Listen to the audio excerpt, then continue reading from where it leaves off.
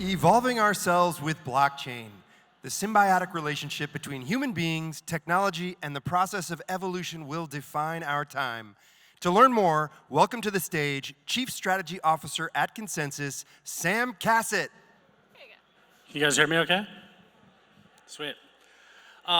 So, I'm going to give a little bit unusual of a talk. We've had a lot of specific talks today about blockchain and their specific applications and what you can do with them. And that's really interesting to me, and that's what I do all day. But I'm going to give a talk a little bit more abstractly about why we're here and what human evolution and the evolution of all beings has to do with blockchain technology and institutions. So, humans have been evolving for a long time.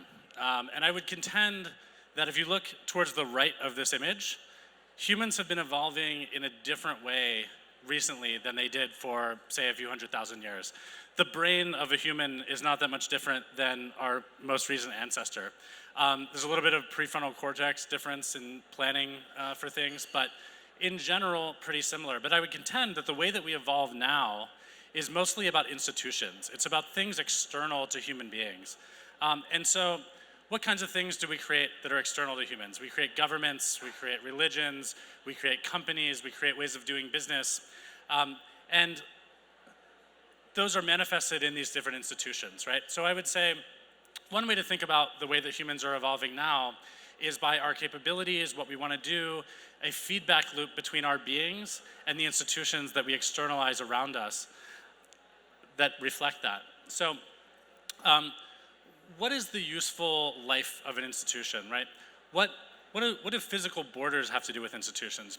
I think a lot of our history as human beings, we've had technology shape the way that our institutions work. People on horses had to ride into town to tell the Congress what landowners wanted to do. Whatever is the medium of exchange of information, it sort of shapes how we behave as a culture. But I think there's a useful limit to that, right? Borders obviously change. This is World War I and the borders changing. The way that human beings interact with government is also shaped by this, right? So when I have a company, that a company exists in a certain environment, it exists in, say, the United States, our laws are designed to assume physical borders being the meaningful unit of difference, the meaningful unit of administration. But I think with blockchain, we're getting to a point where a physical border is no longer the meaningful unit of administration. It might be which shard of the Ethereum blockchain you're on, more so than what country you happen to be sitting in, that really affects how something should be governed and how humans should behave around that particular thing. This is a column. It's a Corinthian column, but the interesting part of this that has to do with evolution is the really pretty part on the side is called a spandrel. And in evolutionary theory, there are both columns and spandrels. The spandrels are the part that are sort of a byproduct. It's not really the part that's supporting the weight of everything around it, but it's a byproduct of the way that it was produced. So there are a lot of things like the human tail, the coccyx, for instance, that we would call a spandrel. It doesn't really actually do anything, but I think we have to be open-minded enough to assume that maybe the entire history of humanity as we know it, maybe our most recent civilization, maybe our civilization for the next 100,000 years is a spandrel. We have to be willing to zoom out and decide for ourselves how much of what we think we're doing is really in the course of the ultimate human evolution. So, how do we evolve? What I would contend is that we evolve by bumping up against institutions. We bump up against them when they no longer serve us and they no longer reflect our internal processes. We evolve by deconstructing and reconstructing institutions. This is a quote by Timothy Leary, actually, who was actually very involved in the technology industry.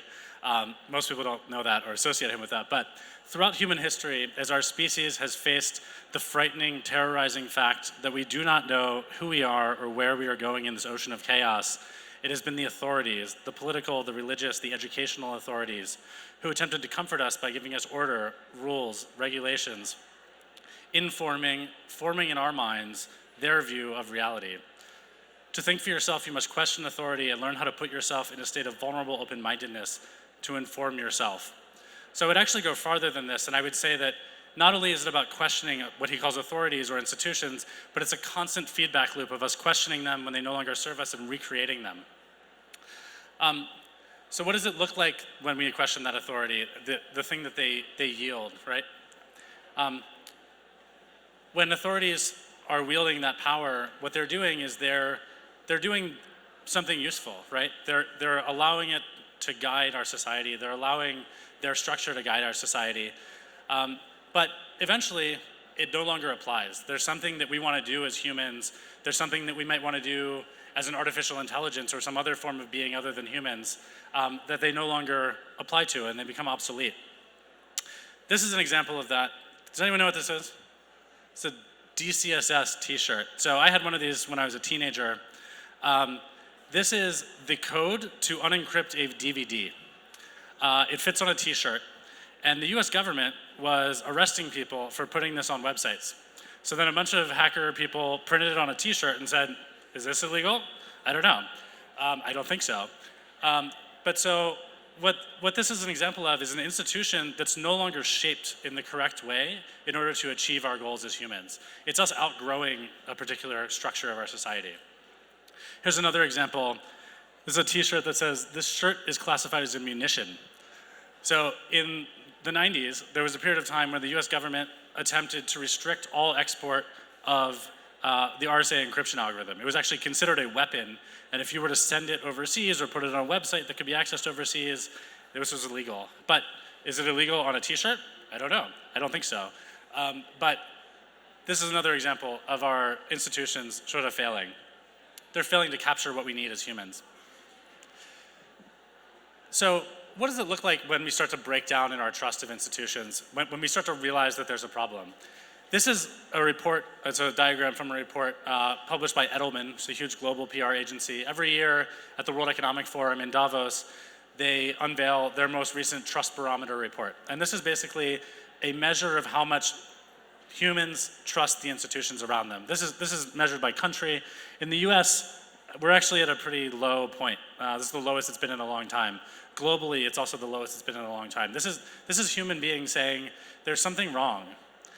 Only 1 in 5 people believe that the system is working for them.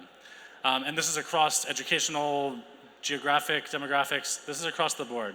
A score of 72 and 74 for a sense of injustice and a desire for change. But what is it, right? That sounds, vaguely bad, but what do we actually do about that? This is from Ray Dalio's most recent book. Ray Dalio is the founder, and he runs the most successful hedge fund on the planet. It's called Bridgewater. This is an example of wealth cycles in, I think in Western nations, in the US. So basically what you have is you have a huge divergence in wealth between the top 0.1% and the bottom 90%. And when it becomes extremely divergent, meaning like those lines get close together, the bottom is the 0.1% makes almost as much money as the bottom 90%. You end up with a surge of populism, right? And you can see 1938 or so, I think we had a pretty big problem in the rise of populism. We're getting close to another one that statistically looks pretty similar, and I think we're seeing the rise of populism right now as a result of that. So some institutions seem to be breaking down here. People are losing trust. This is from about 3 years ago. Deutsche Bank refused delivery of physical gold, right? We make a lot of assumptions about how our economy works. It's based on trust. Blockchain is one thing that helps us replace some of the trust. But this is a point of failure. This is a part of the global financial system collapsing. This really freaks a lot of people out, because if you can just say no, you can't have your asset that supposedly I was safekeeping for you in my vault in Germany. That's a pretty big problem. I'm sure a lot of people in the audience recognize this. January 3rd, 2009, it's the Bitcoin Genesis block. It references this piece in the Times, Chancellor on the brink of second bailout for banks. These are examples of cracks in the system starting to emerge, and this was the motivation for Bitcoin, part of the motivation for Bitcoin. And so after Homo sapiens sapiens, we have Homo Bitcoinicus emerges. This is an example of human evolution rising up to challenge the institutions around them. I would contend that this is an organic evolution of the human mind that replaces the way that we interact with a specific institution, namely the global financial system. This is the crypto dog, one of my favorite crypto Twitter personalities. He's kind of a trader guy, but he pointed out, this actually happened yesterday. So this guy, Brad Sherman, a representative of a financial institution, a representative of the US Fed policy system, I would say, said, let's ban cryptocurrency last year because they do illegal stuff with it. And I don't know if you can see what he's holding there, but it says, resolution to ban data, LOL. So he openly said yesterday that this is a threat to the universe's, the universal hegemonic power of the US if we allow new monetary systems to emerge. I would say this is also an example of an institution grasping on for change that's bumping up against it and making it obsolete. 2020, he's not too into it either. So interestingly, what he says, resolution to ban data, let's think about what that means. Like, things that look like information tend to be free. Things that look like MP3s or the contents of a blockchain network or RSA encryption algorithms or the DCSS algorithm, it's very hard to keep those things contained. It's very hard to stop knowledge and information from spreading. So basically, banning data would probably be the only way to stop things like that eventually from spreading. Here's another institution that I think has failed, which is the drug war. There's a class of drugs that the US government calls and other Western democracies call Schedule I drugs, or Schedule A, I think, in the UK, meaning that there's no medical use for them. It's caused massive strife, it's destroyed communities, it's destroyed economies, and this is because an institution has told us that something like a plant is really bad. This looks ridiculous, but I think that's also starting to break down. I have some examples of that, but just examples of the community, humans losing trust in those that are telling them what the rules are, what the boundaries are, what you can do and what you can't do. And so what does it look like when we begin to transcend these boundaries? I think Ethereum, enter Homo Ethereal, is an example of that as well. So Ethereum is helping us build coordination mechanisms that will bring us further in evolution. This is an example of an institution being disrupted, namely NASA. So this is the Space Launch System. Different estimates are different in a big government project, but roughly $18 billion to develop and $1 billion per launch to launch this thing. And if you ask people that work on it, what's it for? They would say, you know, maybe it's to launch a telescope, or maybe it's to look at the moon, I don't really know. But compare that to market forces. Compare that to something that is a market participant versus an authority versus an institution. This is Launchpad 39A, which is where the Apollo mission was launched from. The Falcon Heavy rocket has been launched for $90 million a piece, $500 million to develop. I think that's a perfect initial example, but I think we can go much farther than that. I just think this looks cool. This guy looks like he has a lot of freedom and could evolve a lot. These are the biggest companies in the US in 2008 versus 2018. If you notice something, a lot of the ones that were in there in 2008 aren't on the top 10 anymore, and they've been replaced by tech companies. And why is that? Why can tech companies scale so quickly? Why can they get to $1 billion valuation exponentially faster than businesses in the past? So this is the average typical Fortune 500 on the left, and we have Google, Facebook, Tesla, Uber, WhatsApp, Snapchat, Oculus going in an exponentially descending speed. I would contend it's because of two things. One is because of the kind of leverage you can get from a tech company. You can have, in the instance of WhatsApp, 35 engineers supporting 450 million users at the time that Facebook acquired them. And then a year later, or maybe 2 years later, 50 engineers supporting 900 million users. This is being able to leverage technology in a way that looks like information. The stuff that they're doing is made out of information. It's not made out of physical goods. It's not made out of things that make sense to administrate by a physical border, nor do blockchains, by the way. But I would say this type of leverage, it's the same kind of idea of this company, Square. So Square was able to get initial leverage in their business model by not paying for expensive fabrication equipment. They prototyped, they used things that are high leverage assets. And I think that's how you get economies of scale that tech companies experience and allows them to leverage up so quickly. This is another reason, coordination costs. So this is based on Ronald Coase, the nature of the firm. He won a Nobel Prize for his work on this, but he said that the cost of coordinating inside a company is less than the cost of coordinating with other companies or other entities. So that's interesting, for one, because it explains something about economics, but secondly, because Ethereum, specifically in blockchain technology, helps us do this faster and better and more cheaply.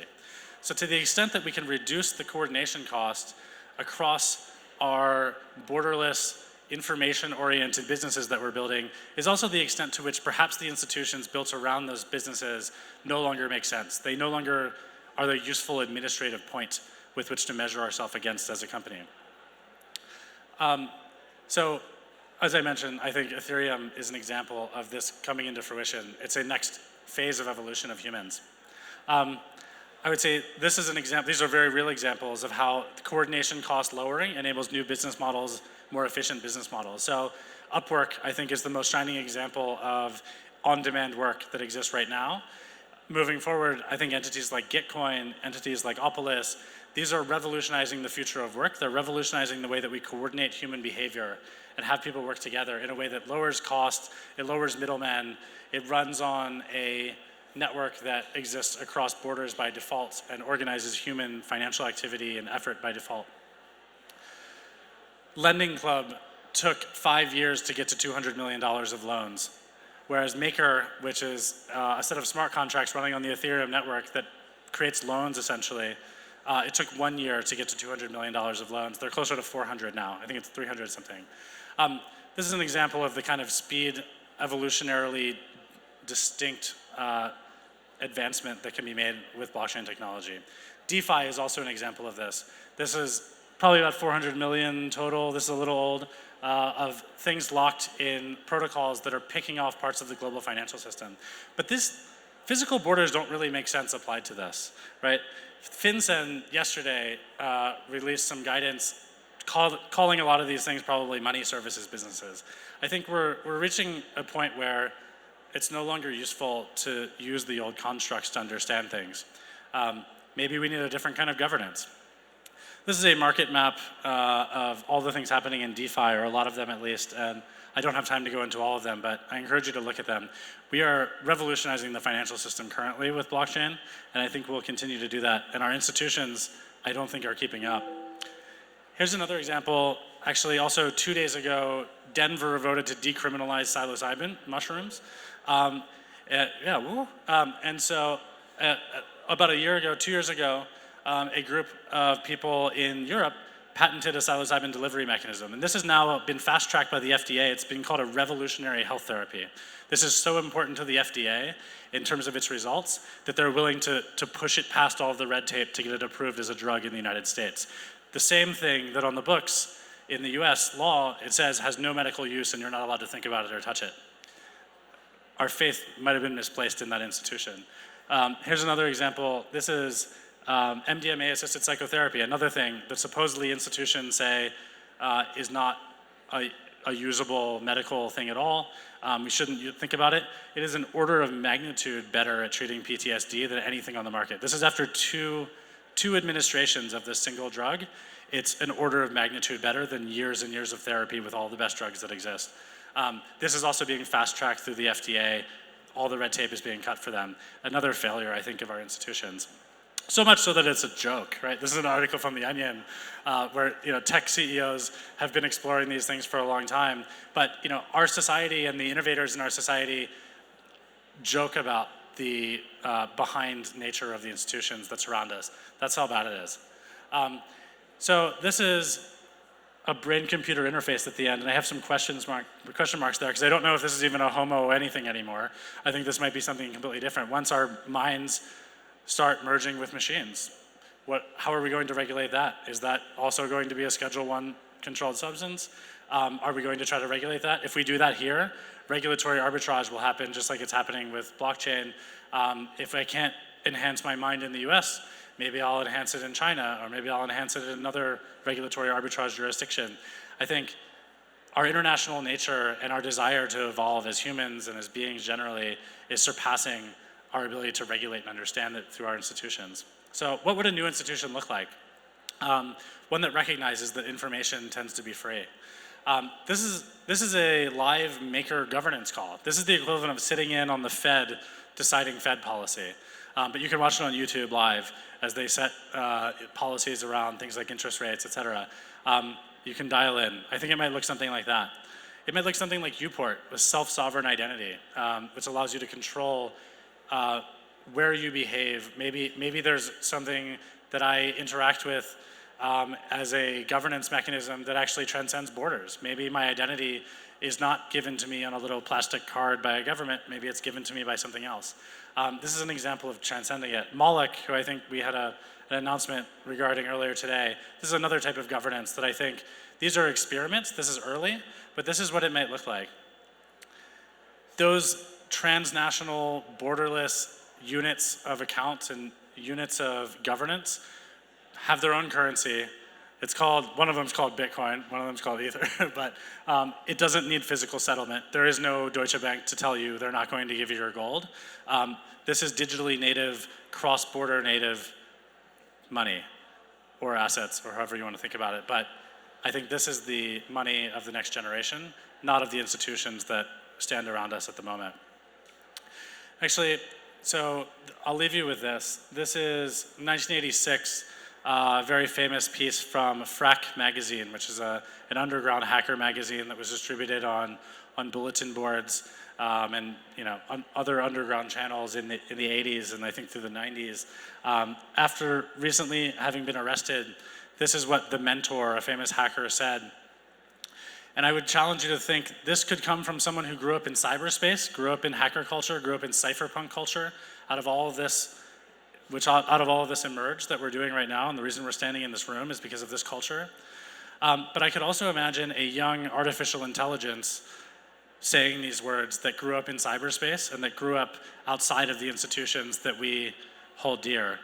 It says, "This is our world now, the world of the electron and the switch, the beauty of the baud.